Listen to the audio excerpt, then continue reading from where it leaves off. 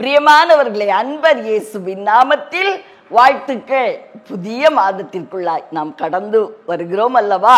புதிய கிருபைகளை கொடுக்க நம்ம அப்பா உண்மை உள்ளவங்க இல்லையா? பெரிய கிருபை என்ன?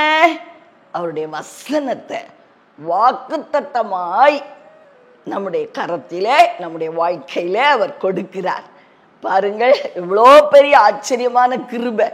பிரியமானவர்களை, வெளிப்படுத்தின விசேஷம் 3ஆம் அதிகாரம் 8வது வசனம். இதோ திறந்த வாசலை உனக்கு முன்பாக வைத்திருக்கிறேன், அதை ஒருவனும் பூட்ட மாட்டான்.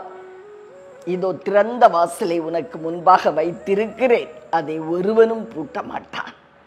பிரியமானவர்களே, எவ்வளவு ஒரு அழகான, வாசிக்கும் போதே நம்முடைய உள்ளம் துள்ளுகிறதான ஒரு வாக்குத்தத்த வார்த்தை. புதிய ஆண்டிற்காக நான் ஜெபிக்கும் பொழுதே, இந்த வருடத்துல என் ஜனங்களுக்கு நான் ஒரு திறந்த வாசலை வைக்கிறேன் என்று அருள்நாதர் என்னோடு கூட இடைப்பட்டார். உண்மையாகவே இடைப்பட்டார். மறுபடியும் அந்த வார்த்தையை எனக்கு கொடுத்தார். பிரியமானவர்களே, ஆதலால் திறந்த வாசல் நமக்கு முன்பதாக, கர்த்தருடைய பிள்ளைகளாகிய நமக்கு முன்பதாக 2024ஆம் ஆண்டில் வைக்கப்பட்டிருக்கிறது. ஒரு நல்ல செய்தி என்ன தெரியுமா? தேவன் திறந்த வாசலை யாருமே பூட்ட முடியாது. அதே போல தேவன் அடைக்கிற தீமையான வாசல்கள் நம்முடைய வாழ்க்கையில உண்டு. அதை யாராலும் திறக்கவும் முடியாது. ஆதலால் பிரியமானவர்களே, தீமைகளை பூட்டி போட்டு ஆசீர்வாதங்களை திறக்கிறார். ஓப்பன் டோர், புதிய வாசல், திறக்கப்பட்ட வாசல் என்று சொன்னால் அது ஒரு ஆசீர்வாதத்தை குறிக்கும். அடைபட்ட வாசல் என்று சொன்னால் சாப நிலையை குறிக்கும். ஆதலால் இந்த மாதத்துல சாப நிலை மாறி ஆசீர்வாத நிலைக்குள்ளாய் நாம் கடந்து செல்லுகிறோம் என்பது உண்மை. சாபத்தில் இருந்து மகிமை நாம் பார்க்க போறோம்.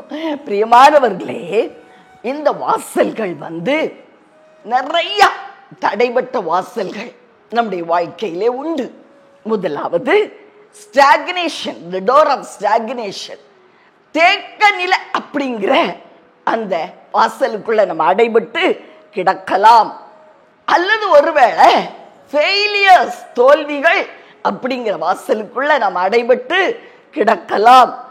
நோய், வியாதிகள், மாறி மாறி வருகிற வியாதிகள் என்கிற வாசலுக்குள் நாம் அடைபட்டு கிடக்கலாம்.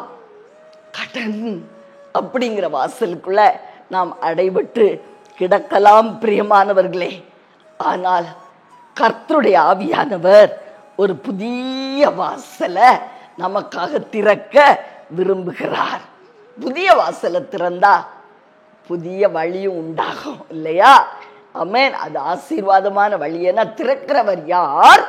நம்முடைய வாசல் காவலாளியாக இருந்து வாசலை திறக்கிறவர் நம் அருள்நாதர் இயேசு.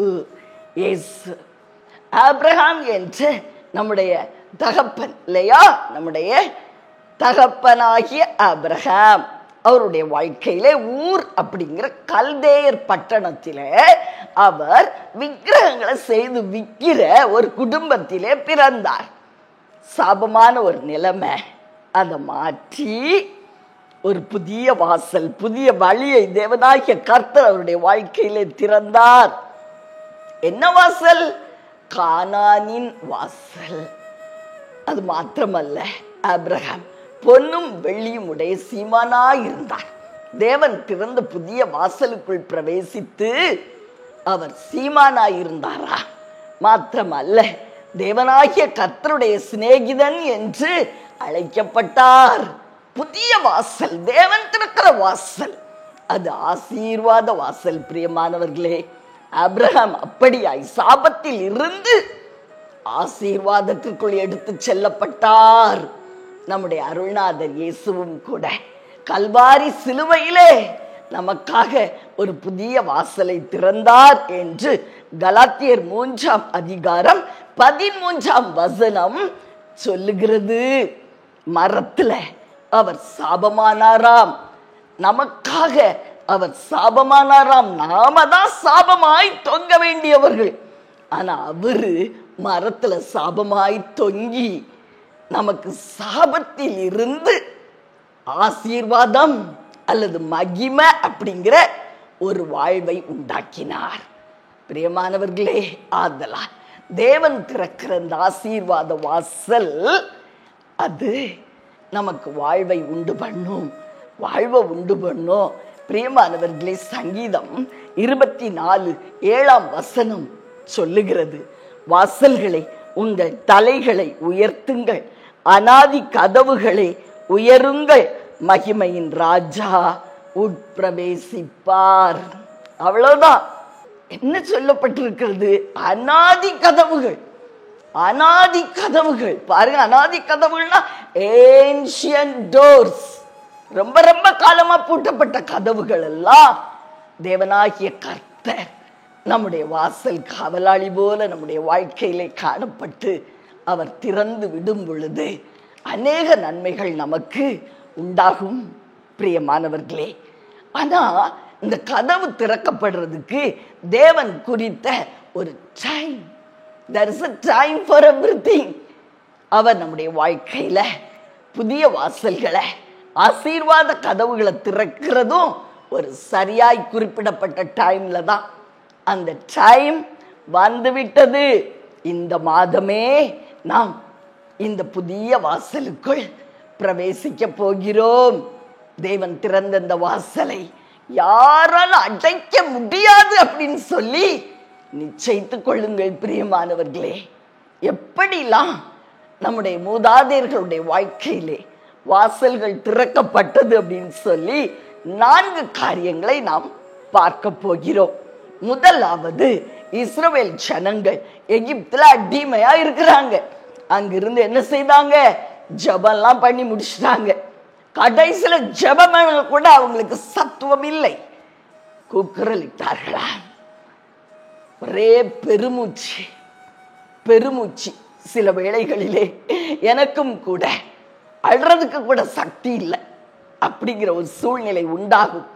பெருமூச்சு மட்டும்தான் என் பங்கா இருக்கும்.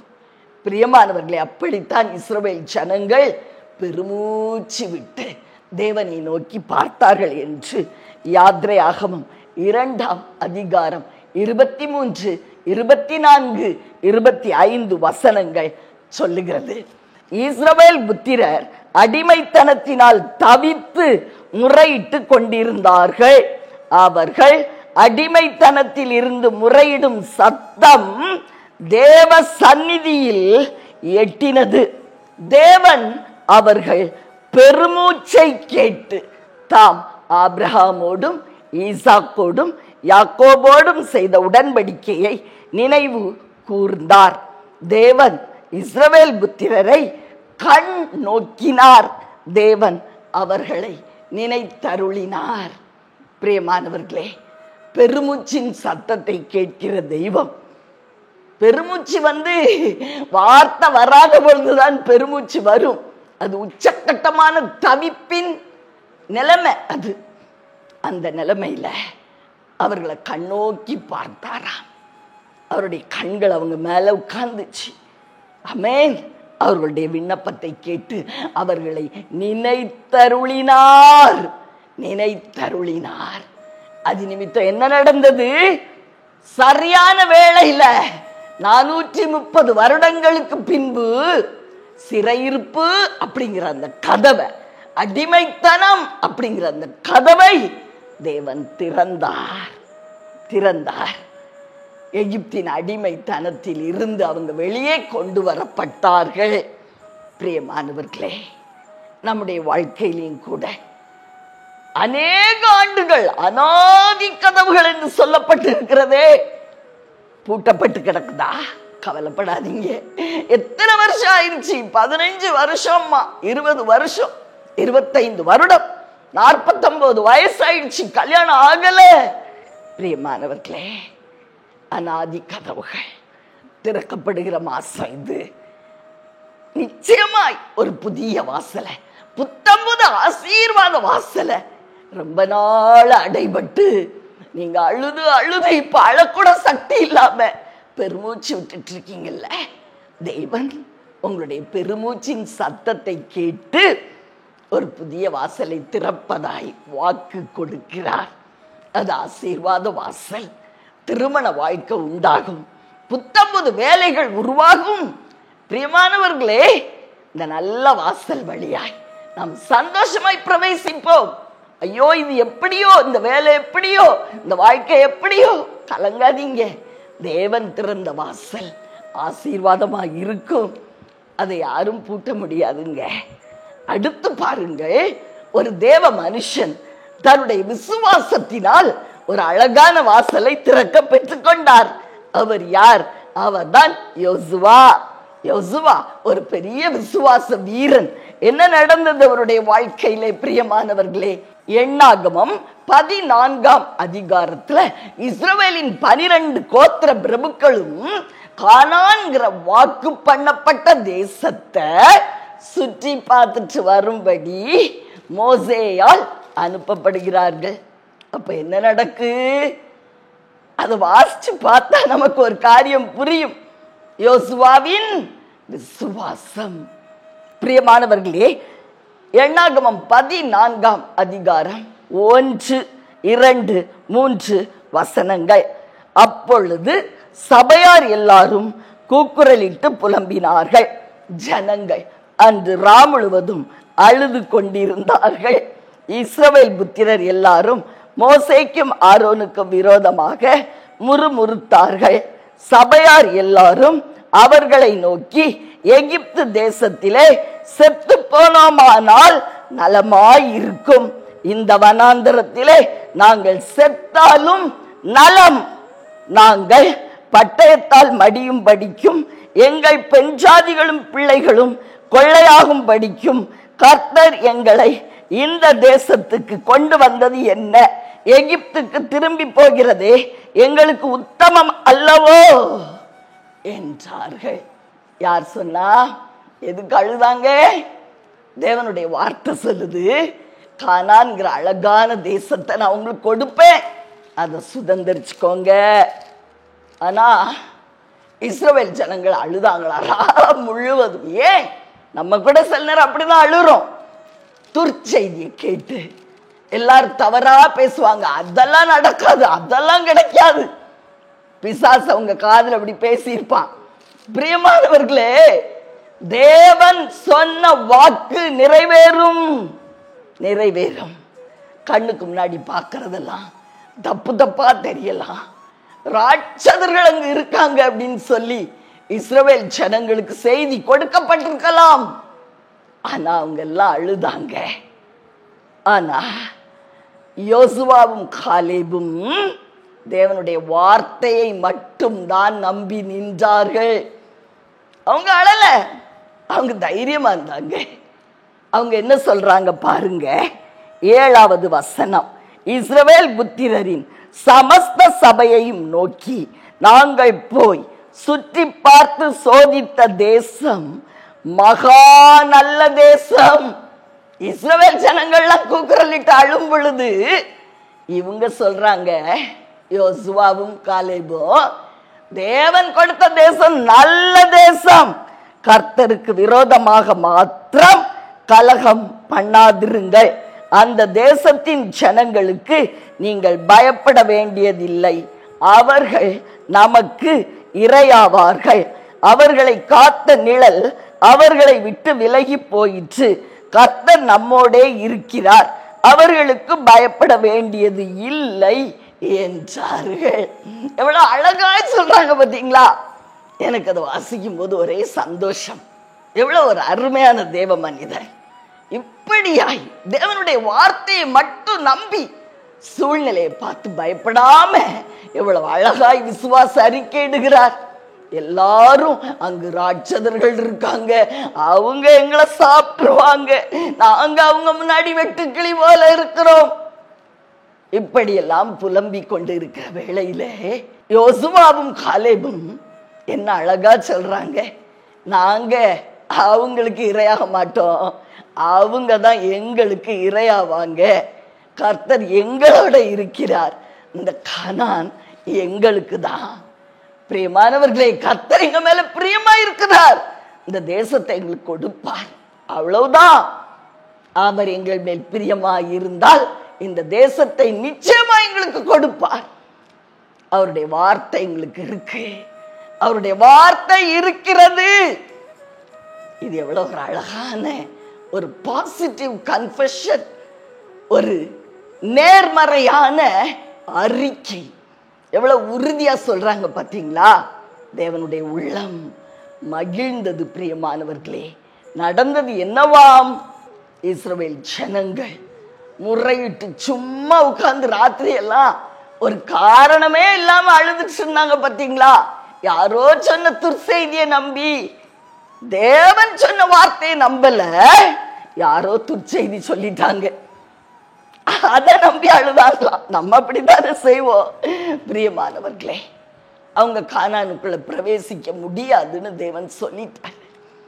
ஆனா காலேபும் யோசுவாவும் கானானுக்குள் பிரவேசிப்பார்கள். கானானின் வாசல்கள் அவர்களுக்காக திறக்கப்பட்டிருக்கிறது என்று தேவனாகிய கர்த்தர் சொன்னார். ஆதலால் பாருங்கள் பிரியமானவர்களே, விசுவாச வீரர்களுக்கு கானானின் வாசல் திறக்கப்பட்டிருந்தது. நம்முடைய வாழ்க்கையிலையும் கூட விசுவாச வீரர்களாய் நாம் காணப்படும் பொழுது சூழ்நிலை பார்க்க கூடாது. தேவனுடைய வார்த்தை, வாக்கு தத்தம், அவர் என்ன வாக்குரைத்தாரோ அந்த வாக்கின் மேல நின்னுக்கணும், ஸ்ட்ராங்கா நின்னுக்கணும். இந்த வார்த்தையை மட்டும்தான் நான் நம்புவேன். பிரியமானவர்களே, அப்படியே செய்வார். அவர் புதிய வாசல், கானானின் வாசலை உங்களுக்கும் திறந்து கொடுப்பார். விசுவாசத்தை விட்டுறாதீங்க பிரியமானவர்களே. அடுத்து பாருங்கள், மூன்றாவதாக ஒரு தேவ மனுஷனுக்கு சிறைச்சாலையின் வாசல்கள் திறவுண்டது. யாரவர்? பவுலும் சீலாவும் பிலிப்பி பட்டணத்துல சந்தை வெளியிலே அவங்க ஜெபித்த பிறகு ஒரு குறி சொல்லுகிற ஆவியுடைய பெண் அவளை சந்தித்து அந்த ஆவியை அவளை விட்டு விரட்டினார்கள். பதிலுக்கு அது என்ன செய்தது தெரியுமா? அங்க இருக்கிற பெரியவங்களெல்லாம் சந்திச்சு பவுலையும் சீலாவையும் பற்றி கோல் சொல்லிருச்சு. குறி சொல்லுகிற ஆவி அப்படிதான் செய்யும். உடனே அவங்க என்ன செய்தாங்களா பாருங்கள். அப்போஸ்தலர் நடபடிகள் 16ஆம் அதிகாரம் 23வது வசனம். அந்த பட்டணத்து அதிகாரிகள் அவர்களை அநேக அடி அடித்த பின்பு சிறைச்சாலையிலே வைத்து அவர்களை பத்திரமாய் காக்கும்படி சிறைச்சாலைக்காரனுக்கு கட்டளை இட்டார்கள். அவன் இப்படிப்பட்ட கட்டளையை பெற்று அவர்களை உட்காவல் அறையிலே அடைத்து அவர்கள் கால்களை தொழுமரத்தில் மாட்டி வைத்தான். 16:25வது வசனத்தை வாசிக்கிறேன், கேளுங்கள். நடுராத்திரியிலே பவுலும் சீலாவும் ஜெபம் பண்ணி தேவனை துதித்து பாடினார்கள். காவலில் வைக்கப்பட்டவர்கள் அதை கேட்டுக்கொண்டிருந்தார்கள். 26வது வசனம். சடுதியிலே சிறைச்சாலையின் அஸ்திபாரங்கள் அசையும்படியாக பூமி மிகவும் அதிர்ந்தது. உடனே கதவுகளெல்லாம் திறவுண்டது. நம்ம பாட்டு பாடும்போது கதவு திறக்குமா? அப்படி துதிக்கணும். கஷ்ட நேரத்துல நம்ம பாட்டு பாடினா கதவு திறக்கும், கதவு திறக்கும். எல்லாம் எதிர்மறையா காணப்படுது, நல்லது தானே செய்தேன், தேவனுக்காக நான் பிரசங்கம் பண்ணிட்டு வாரேன், அசுத்த ஆவிய துரத்துனேன், குற்றமா? என்ன நடக்குது? எனக்கு ஜெயில தலைகீழ தொங்க விட்டுட்டாங்களே, இந்த தெய்வம் என்ன எப்படிப்பட்டவர் அப்படின்னு சபிக்கல பிரியமானவர்களே. மாறாக துதித்து பாடினார்கள், தெய்வத்தை துதித்து பாடினார்கள். அவங்களுடைய ஆராதனையின் சத்தத்துல அடைபட்ட சிறைச்சாலை கதவுகள் திறந்தது. மாசம் முழுவதும் துதியின் மாதமாய் மாற்றுங்கள், துதியுங்கள் பிரியமானவர்களே. சிறைச்சாலை போன்ற அனுபவத்தில் இருக்கீங்களா? 4 கதவுகளுக்குள்ள கட்டப்பட்டு கிடக்கிறது போல தோன்றுதா? எல்லா கதவுகளும் அடைபட்டிருக்குதா? பிரியமானவர்களை துதித்து பாருங்கள். தேவனாகிய கர்த்தர் உங்களுக்காக சிறைச்சாலையின் வாசல்களை திறப்பார். ஆச்சரியமான ஒரு காரியத்தை செய்வார், நிச்சயமாய் செய்வார். பிரியமானவர்களே, அடுத்து ஒரு தேவ மனுஷன். அவர் யாரு? பேதுரு. அப்போஸ்தல நடபடிகள் 12ஆம் அதிகாரம் 1-10 வரை வாசிக்கிறேன், கேளுங்க. அக்காலத்திலே ஏரோது ராஜா சபையிலே சிலரை துன்பப்படுத்த தொடங்கி, 3வது வசனம், ஆமென், அது யூதருக்கு பிரியமாயிருக்கிறது என்று அவன் கண்டு பேதுருவையும் பிடிக்க தொடர்ந்தான். ஆமென்.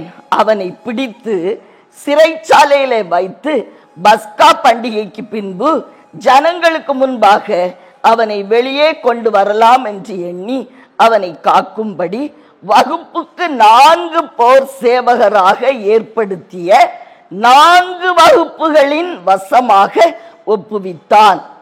நல்ல காவல். ஆமென். 4 குரூப் ஆஃப் பீப்புள் அவனுக்கு காவலா ஏற்படுத்தப்பட்டார்களாம். 5வது வசனம், அப்பொழுது பேதுரு சிறைச்சாலையிலே காக்கப்பட்டிருக்கையில் சபையார் அவனுக்காக தேவனை நோக்கி ஊக்கத்தோடே ஜெபம் பண்ணினார்கள். அப்படியே பேதுரு சிறைச்சாலையில் காக்கப்பட்டிருக்கும் போது சபையார்லாம் என்ன செய்தாங்களா? எப்படி ஜெபித்தார்கள்? ஊக்கத்தோடே. பிரியமானவர்களே, பேதுரு 2 சங்கிலினால கட்டப்பட்டிருந்தார் என்று 6வது வசனம் சொல்லுகிறது. 2 சங்கிலிகளினாலே கட்டப்பட்டு 2 போர் சேவகர் நடுவே நித்திரை பண்ணி கொண்டிருந்தார். எல்லாமே டபுள். 2 சங்கிலி. ஒரு சங்கிலினா ஒருவேளை உடைச்சிட்டு போயிடுவாரோன்னு சொல்லி ஏரோது ரொம்ப ஞானமா 2 சங்கிலி போட்டு பேதுருவை கட்டி இருந்தார். பிரியமானவர்களே, அப்ப என்ன நடக்குது பாருங்கள். 7வது வசனம், அப்பொழுது கர்த்தருடைய தூதன் அங்கே வந்து நின்றான். அறையிலே வெளிச்சம் பிரகாசித்தது. அவன் பேதுருவை விலாவில் தட்டி சீக்கிரமா எழுந்துரு என்று அவனை எழுப்பினான். உடனே சங்கிலிகள் அவன் கைகளில் இருந்து விழுந்தது. ஆமென். அப்புறம் என்ன நடந்ததாம் பாருங்கள். தூதன் அவன் எல்லாம் பாதரட்சைகள், அவனுடைய ட்ரெஸ் எல்லாம் எடுத்து போட்டுக்கிட்ட சொல்றார். சொல்லிட்டு என்ன சொல்றாரு? உன் வஸ்திரத்தை போர்த்து கொண்டு என் பின்னே வா. ஆமென். அப்ப என்ன நடக்குதா? 10வது வசனம் வாசிக்கிறேன், கேளுங்கள். அவர்கள் 1ஆம் காவலையும் 2ஆம் காவலையும் கடந்து நகரத்திற்கு போகிற இருப்பு கதவண்டையிலே வந்தபோது அது தானாய் அவர்களுக்கு திறவுண்டது. அதன் வழியாய் அவர்கள் புறப்பட்டு வீதி நெடுக நடந்து போனார்கள். உடனே தூதன் அவனை விட்டு போய்விட்டான். 2 காவல், 2 கதவு திறக்குது. 3வது கதவு என்ன கதவு? நகரத்துக்குள்ள பிரவேசிக்கிற இருப்பு கதவு. உங்க வாழ்க்கையில ஒருவேளை இருப்பு கதவு காணப்படுதா? 2 சங்கிலியால கட்டப்பட்ட நிலைமையா? பிரியமானவர்களே, கர்த்தருடைய ஆவியானவர் இன்னைக்கு இருப்பு கதவு உடைக்கிறார். இந்த மாதத்துல வெண்கல கதவுகளை உடைத்து இருப்பு தாழ்பாள்களை முறிக்கிறார். நீங்க வேணா எழுதி வச்சுக்கோங்க. தேவன் அதை செய்கிறார், நிச்சயமாய் செய்கிறார். பிரியமானவர்களே, வெண்கல கதவுகளை உடைத்து இருப்பு தாழ்பாள்களை முறித்து உங்களுக்காக வைத்திருக்கிற பொக்கிஷங்களையும் புதையல்களையும் உங்க கையில எடுத்து கொடுக்கிறார். நிச்சயமா இதை செய்கிறார். கவலைப்படாதிருங்கள். இருப்பு கதவை உடைக்கிறவர் அவர் மாத்திரம்தான். ஆமென். பிரியமானவர்களே, நம்முடைய மூதாதையர்களுடைய வாழ்விலே அற்புதம் செய்த தேவன், ஒரு வாச காவலாளன் போல காணப்பட்ட தெய்வம் இந்த மாதத்திலே நம்முடைய வாழ்க்கையிலையும் புதிய வாசல்களை திறக்கிறார். அவர் திறந்த வாசலை யாருமே பூட்ட முடியாதுங்க. அவர் பூட்டின தடை அல்லது ஸ்டாக்னேஷன் தேக்கனில இந்த வாசல் எல்லாம் அவர் பூட்டுறார். வேண்டாம், வேண்டாம், இனி உனக்கு வேண்டாம். என்று பூட்டுகிற அந்த ஈவில் டோர்ஸ், தீங்கான கதவுகளை யாரும் திறக்க முடியாதுங்க. கவலைப்படாதிருங்க. உங்களுக்காக ஜெபிக்கட்டுமா? அன்பின் பரலோக தகப்பனே, அருமையான நல்ல இரட்சகரே, ஆவியானவரே, அன்பான தெய்வமே, தேவன் திறந்த வாசலை யாருமே பூட்ட முடியாதப்பா.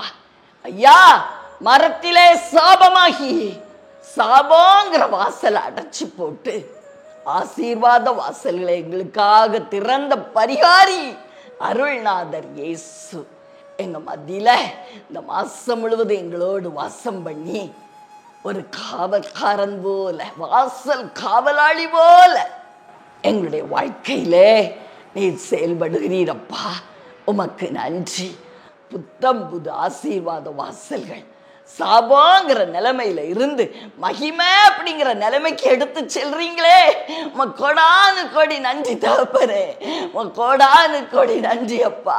இனி தடைங்கிற வாசல் இல்லை, கட்டுகள்ங்கிற வாசல் இல்லை, பின்மாற்றம்ங்கிற வாசல் இல்லை, பின்னடைவுங்கிற வாசல் இல்லை அப்பா. மந்திரவாதம் வாசல் இல்லை, மந்திரவாதிகளால் உருவாக்கப்பட்ட வாசல் இல்லை அப்பா. விக்கிரகங்களால் உருவாக்கப்பட்ட தீய வாசல்கள் இல்லை. தேவனாகிய கர்த்தர் மகிமையின் வாசலை திறக்கிறார். அநாதி கதவுகள் திறக்கப்படுகிறது. அநேக வருடங்கள் பூட்டப்பட்ட கதவுகள், அநாதி கதவுகள், அநாதி கதவுகள், அநாதி கதவுகளை திறக்கிறேன் இயேசுவின் நாமத்தில் அப்பா. உம்முடைய ஜனங்கள் ஒரு புத்தம்புது வாழ்வை அடைந்து கொள்ள கிருபை செய்யும். வெண்கல கதவுகளை உடைத்து போடுகிறவர், இருப்பு தாழ்பாள்களை முறிக்கிறவர், பொக்கிஷங்களையும் புதையல்களையும் எடுத்து கொடுக்கிறவர், அந்தகாரத்தின் சக்திகளை வீழ்த்துகிறவர். முன்னே போகிறீரப்பா, உமக்கு நன்றி. நேர்த்திருக்கிற புத்தம்புது வாசலுக்காய் நன்றி தகப்பனே. என் ஜனங்கள் வாழ்வடையும்படி தயவு செய்து ஒரு புதிய வாசலை திறந்து கொடும் நாதா அப்பா. போதும் டாடி, போதும். சாபாங்கிற வாசலுக்குள்ள அடைபட்டு கிடந்தது போதும் ஐயா. வேளை வந்தது என்று நான் சொல்லியிருக்கேன்ப்பா. என் வார்த்தையின்படியே என் ஜனங்களை ஆசீர்வதித்து விடும். அருமை இரட்சகர் அருள்நாதர் இயேசு கிறிஸ்து இணையற்ற நாமத்தில் ஜனங்களுக்கு புதிய ஆசீர்வாதங்களை சொல்லி, எஸ் மாஸ்டர், இயேசுவின் நாமத்தில் விடுதலையாக்கி ஆசீர்வதித்து ஜெபிக்கிறேன் நல்ல பிதாவே. ஆமென், ஆமென், ஆமென். பிரியமானவர்களே, இந்த நற்செய்தியே உங்க நண்பர்கள், அன்பர்கள், உறவினர்கள், உங்க வாட்ஸ்அப் குரூப் பீப்புள் எல்லாருக்கும் அனுப்பி வையுங்க. அவங்களும் ஆசீர்வதிக்கப்படுவாங்க. புத்தம்புது வாசல்களை கண்டு புதிய சாபமற்ற ஆசீர்வாத வாழ்க்கைக்குள் நீங்கள் பிரவேசிக்கணும்னு சொல்லி இயேசுவின் நாமத்தில் ஆசீர்வதிக்கிறேன். God bless you all.